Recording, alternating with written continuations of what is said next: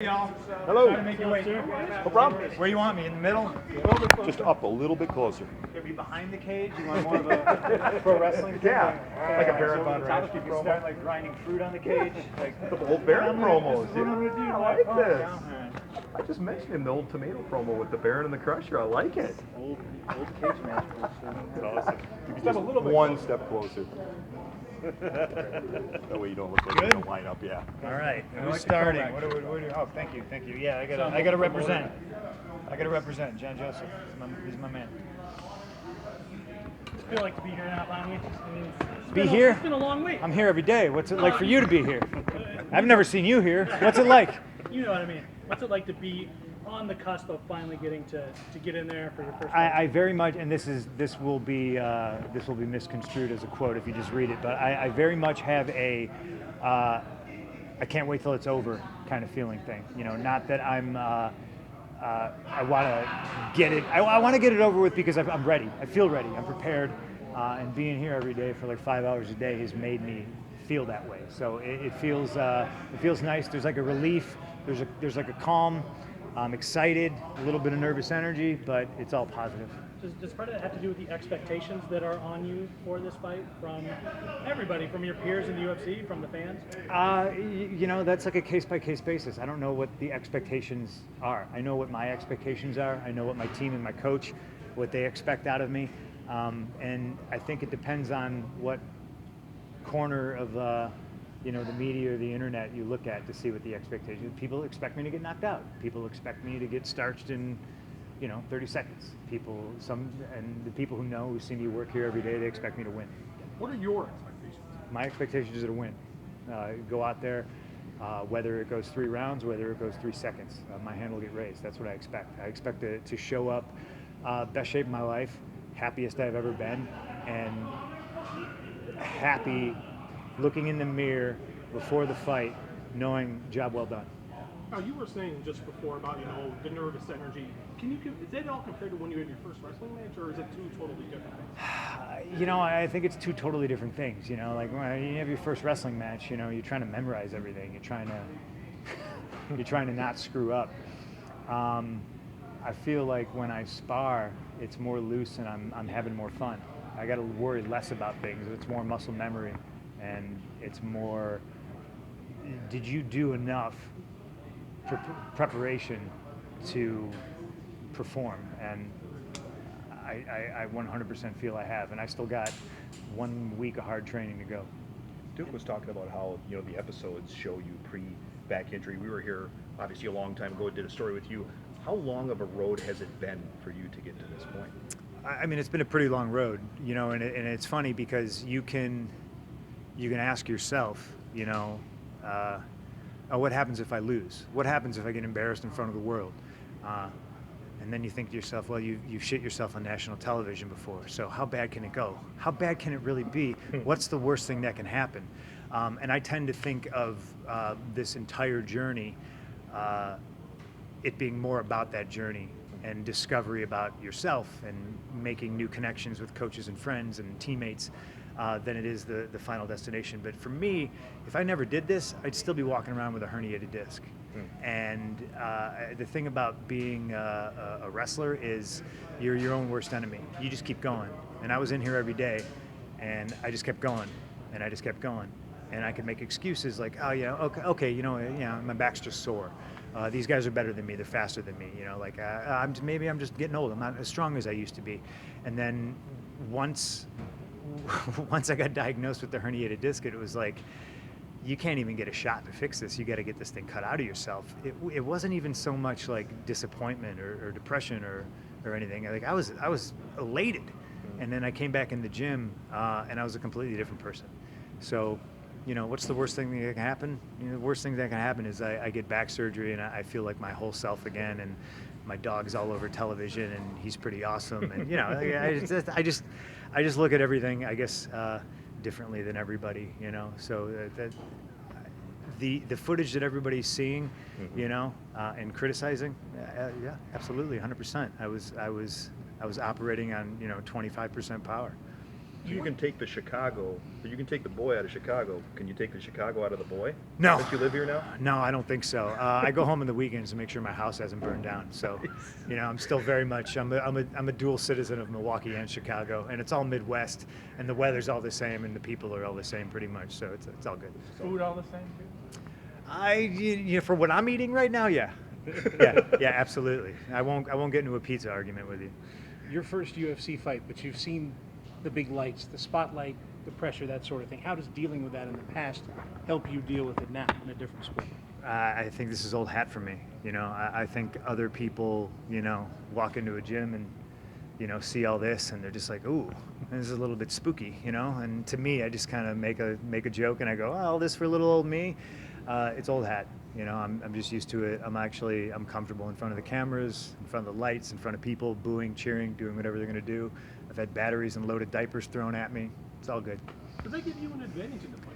Just if you look at it. Having a loaded diaper thrown at me? Anybody, I'm getting it right now, but no, just being in front of the bright lights. You wrestled in front of 80,000 people. Mickey Gall is lucky to be fighting in front of a couple thousand people. So do you feel all that and all of this right now gives you that advantage heading into it?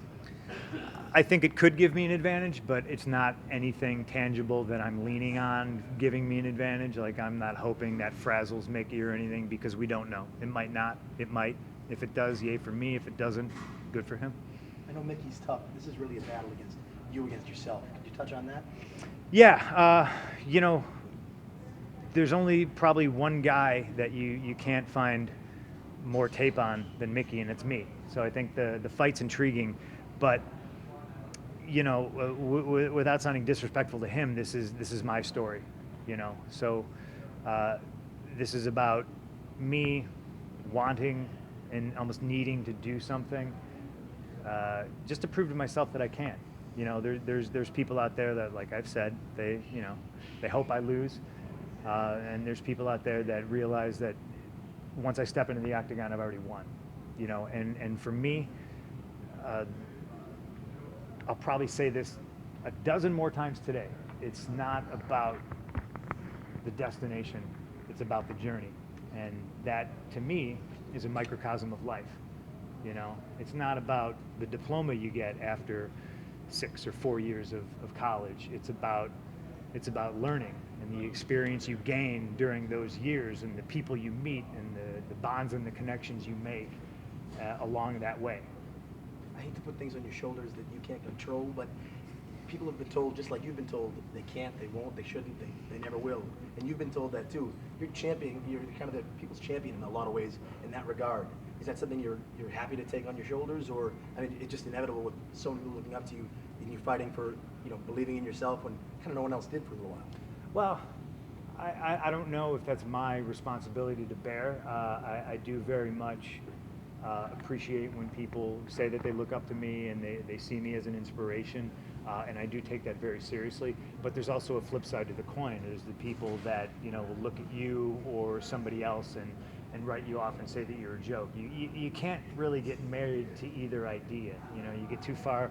Your head's too far up your own ass if you believe, like, oh yeah, I'm the people's champion, and I'm this, and then you're already defeated if you say things like, oh, I don't belong here, I suck, I'm this and I'm that, and it's very much a balance. I'm a guy that if you say, I hope you lose, and I'm like, great, I don't have to worry about you anymore, and then somebody over here is like, we're pulling for you, I say, thank you, I appreciate it. There's a fine line, you got to walk the middle. Anthony says you're going to surprise some people. What, in your opinion, are you going to surprise them with? Just that I'm ready. I think a lot of people have misgivings of, what it takes to fight. And to me, that's the most important word, is fight. I don't care if somebody wants to make fun of my technique, how not crisp my right hand is. It's going to land. And that's the punch I care about, the one that lands. Tell me I didn't turn my wrist over soon enough, I don't care. It landed, and I think that's how I'm going to surprise a lot of people. I spar with Anthony on a weekly basis. I don't think anybody would be surprised at the outcome of every single time I've ever sparred Anthony. He's a world champion, I spar with guys, Mike Biggie Rhodes, he belongs in the UFC. Joe Merchart belongs in the UFC. Craig Eckelberg belongs in the UFC. I truly believe that everybody on this pro team belongs in the UFC, and this is the toughest team in America. Is your wife on board now? You said before when this all first happened that there was some convincing that needed to happen. And is she finally on board on the train, or is she still gonna kind of watch with one eye open type of situation? I'm not sure. I'm not sure how she's going to watch. But she's fully on board. Yeah, I wouldn't be able to do this without her for sure. People talk about, your coaches and your teammate preparing you. She's, it's like head coach Duke Rufus and like kind of grandmaster April Brooks. You know what I mean? Like she's not in here, putting it on me, but she's at home. She lets me sleep in when I need it. She cooks meals when I'm exhausted. She lets me sit on the couch and ice my back when I need to. She walks Larry extra when she has to. So she's really stepped up. And selfishly, I'd probably say she's my best teammate. You know what I mean? You're not a look in the rearview mirror type of guy, but a lot of people speculate you come out to the ring and with cult of personality. Have you decided kind of what you want for your first fight to come out to? And I've decided. I decided a long time ago. Yeah, but you gotta wait. order the pay-per-view. Yeah. I will. I promise I will. Awesome. And then the only other thing is, can you still cut a hot promo? Can I? Yeah. Yeah, absolutely. You're gonna ask me to do it now, aren't you? No. If you no, want I to. can. Yeah, for sure. I think that's something that never goes away, and I think you're more or less born with that, But it'll probably happen the closer you get to the fight. Like I said, I'm just super stoked and happy, and I'm not really in that headspace to be cutting pro wrestling promos, I know you had said leading up to this, you had talked to Brock and kind of helped you, guide you when you first made this journey. And have you been able to pick his head a little more just as this has gone on and further along in the process as we get closer to the fight? No, he reached out. He offered his help and his support. He gave me the thumbs up and said, reach out if you have stupid questions. Go ahead and ask me. And then he lives in the middle of nowhere in like Saskatchewan. I think I texted him once and it bounced back right away. So I didn't expect him to get back to me right away. He's like combining on a farm somewhere. What do you make of everything that went on with him after UFC was over? I think it sucks. I do.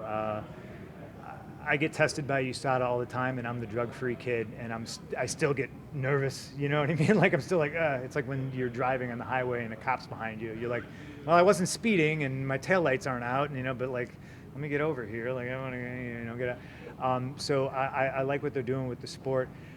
That whole thing bums me out. Like he came back.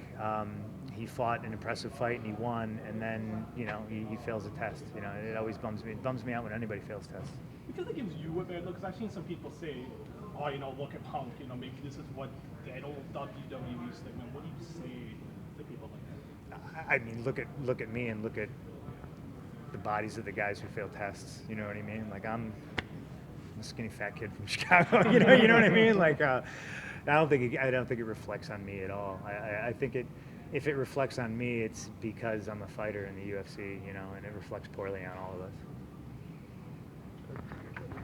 Punk, thank you. Oh, no. Good luck.